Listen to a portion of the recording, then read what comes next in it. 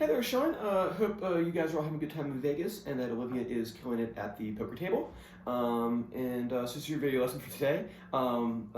Two big things I want to talk about, and they're probably projects that we'll work on for a little bit.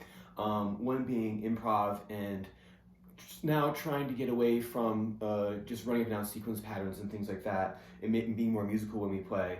And then number two, Rooster, and we'll make a little project out of that too and kind of break it apart and see what makes it tick and analyze what the grunge guys are doing in terms of harmony and chords and how we can kind of use the circle of fifths to analyze it and maybe write something in that vein or genre.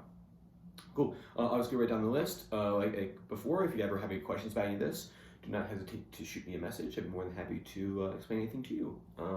Cool. So first thing is, I think you said you wanted a like me playing for a little bit with like a backing track sort of thing. So I'm gonna go ahead and do that. The key that we're gonna be in is F sharp minor. So we'll use F sharp minor pentatonic for this part. And then we'll talk more about like why it works over top of this chord progression. So the chords we're gonna be using are actually, even though we're gonna be playing F sharp minor, the chords we're gonna be using are F sharp major and A major. And you're like, wait a minute, how does that even work? And we're gonna talk about that. hence the project. So cool. So this is the chord. These are the chords. And I got a little bit of flange on here too. You'll figure out why in just a second. So the chords probably sound familiar to you.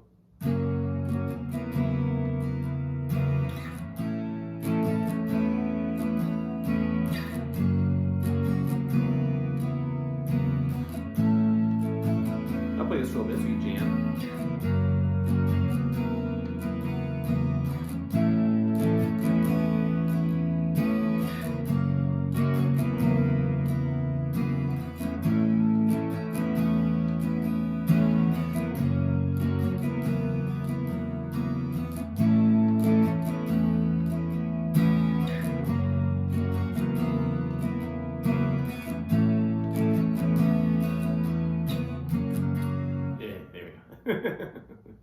All right.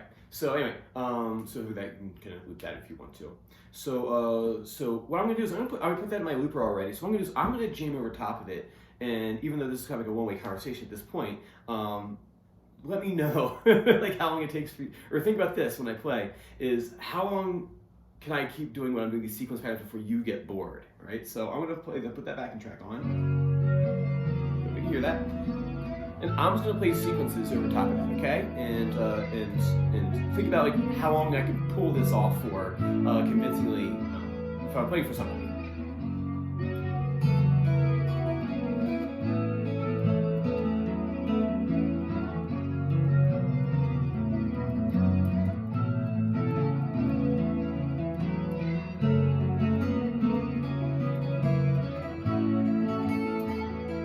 See, I'm bored. I'm bored already.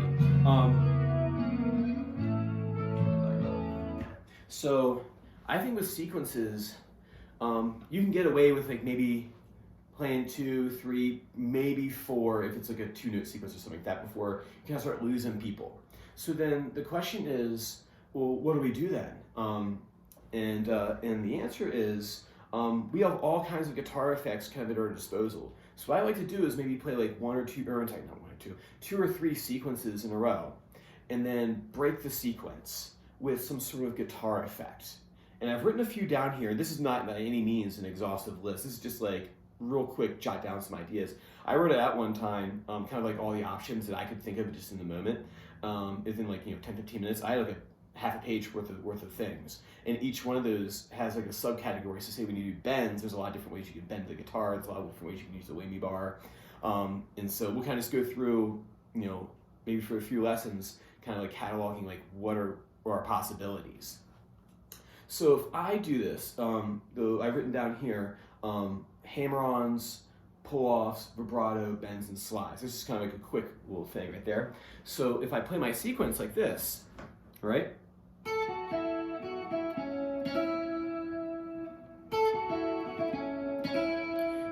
Sounds a lot better than going. When's he gonna stop? I don't know. I'm gonna get bored, right? So over top of this, what I would do is this procedure right here, which is first off, just pick a box, right? You know, the thing is like sometimes it's like almost like too many options with this thing. Like, oh my god, like how do I begin to solo over top of stuff? Because I feel like there's like too many things I can do. So the first thing is just pick a box, right? So in this case right here, I've picked F sharp minor, a pentatonic box 1, which is right here, 2nd fret, right? Because that's where F sharp is, and we put box 1 there, and that's what we got. There you go. And the next step in the procedure is pick a sequence, right? You can do like a 3-note, 4-note, 5-note. You can mix them if you want. The sky's the limit with your options with that. But pick a sequence. Just in the beginning, just like a 3-note sequence is what I'm going to do. And then the next step is how many of those sequences do you plan on doing in a row before you break the sequence? In this case, I plan on doing 2 or 3. I'll do 3. I'll do 3. To give a good example. And then number 4, the fourth step in the procedure is pick 2 guitar effects, not like guitar pedal effects, but guitar technique effects. So I'm gonna do a hammer-on and a bend. Okay, so I'm gonna do a hammer and a bend, and I'm gonna do a slow bend. Like I said before, you can subcategorize this stuff out, so you can do like a fast bend, you can do a slow bend. We'll next time you're here, we'll kind of play around with that a little bit if you want. So just for practice, just to make sure I know everything I'm gonna do, is I'm gonna do 3-note sequence. I'm gonna do 3 of them. 1, 2, 3. And I'm gonna play with the rhythm too. So I'm gonna change up the rhythm so it's not just straight. So you go.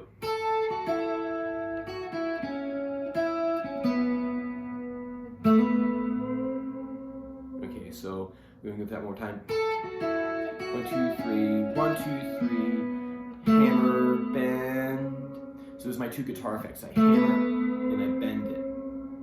You can do all kinds of stuff. You can tremolo pick it, but that's right. We'll talk about that next time. So I'll put my backing track on.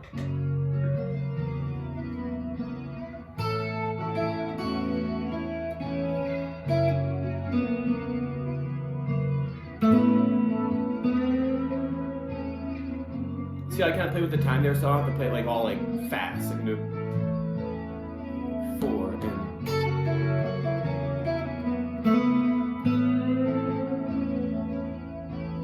right. I'll play it up with the octave up here because it sounds more solo-y, I think, than down here.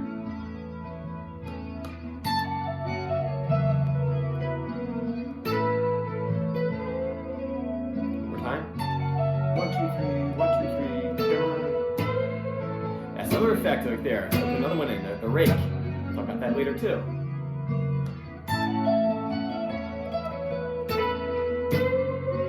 A lot of different ways I can phrase it. So I got my procedure. I've picked out like a little lick, and I'm gonna mess around with it and see if I can play with the timing and see if I can make it a bit more, more like me.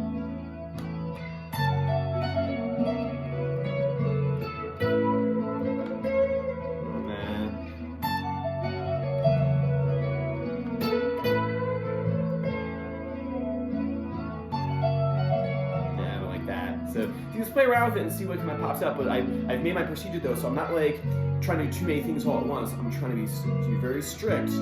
That way I can mess around, get better at these techniques or the effects, and work on my phrasing.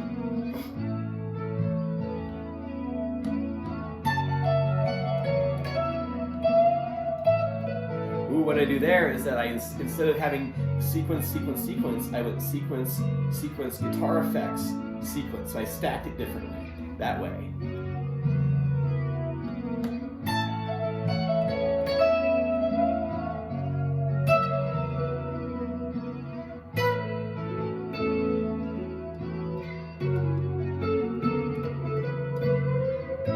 So now I'm just doing it all over that box. I'm doing 1, 2, 3, 1, 2, 3. Hammer and bend. 1, 2, 3, 1, 2, 3. Bend.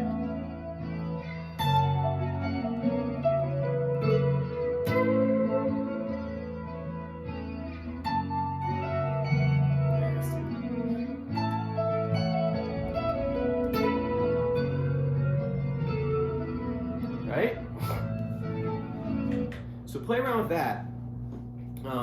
So like I said, pick a sequence, So as I said, pick a box, pick a sequence, do how many you're gonna do, like 2 or 3. When I'm in here experimenting with the looper, sometimes I'll do 2, sometimes I'll do 3, sometimes I'll do them out of order. So I'll mix and match a little bit, so that you don't have to be like a robot, like it has to be this every single time. You can kind of fool around with it a little bit, and then put in your looper, and then play around with it like that. So cool, man. So that's the first thing there with the improv. Number 2 is Rooster.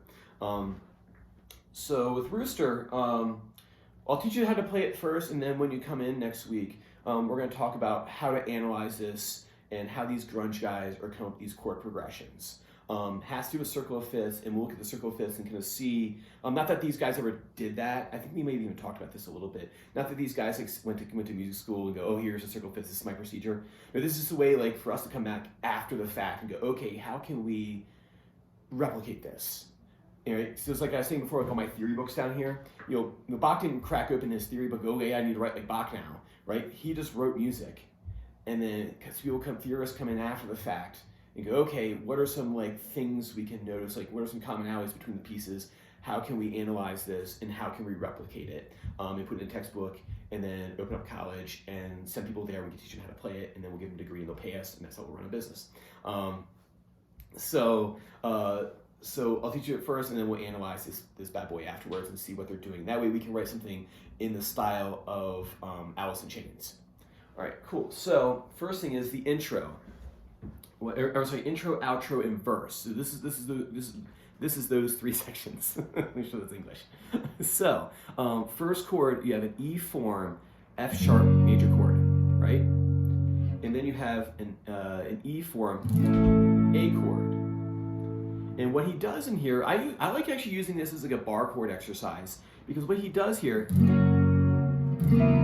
So when I teach the song,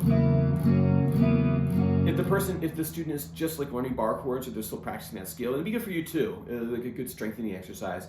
I find it's really kind of helpful. Off, on, off. It's a little workout routine. Did Jerry Cantrell make it that way? I don't know. Maybe this is a bar chord drill. But he's going strum, then open, off. And the pattern is this.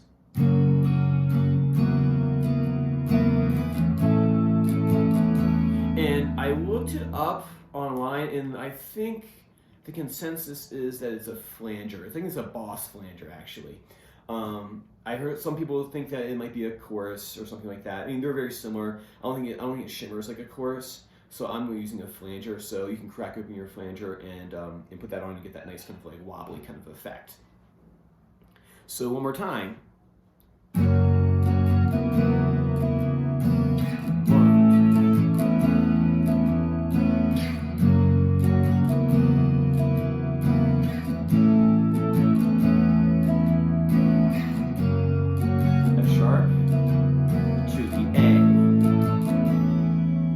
Enough, but like I said, this is a good one if you want to make it into like a bar chord drill. You can get that first finger even stronger, and then we can always go back and do my like standard kind of bar chord drills, like the rolling one, the stretchy like this right here, going out and then off on, off on.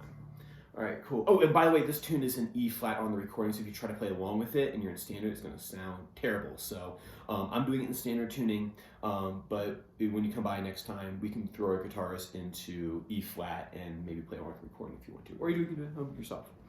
I think since you already have a guitar, that's your E flat guitar. So, all right. And then I have a note here, like what I talked about before, that grunge chord progressions. We'll talk about that with the circle of fifths next week. And then we get to the pre-chorus. So he starts with a B, E form, a D, E form, F sharp, E form, a B, A form, and then F sharp, B, and D, and E form. So it sounds like this. You go to a B.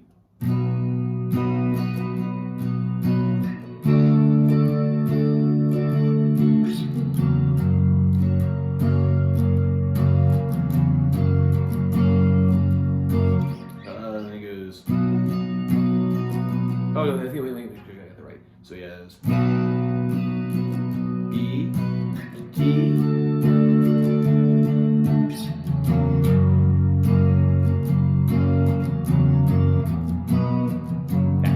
All right, cool. So I need to break that down for you.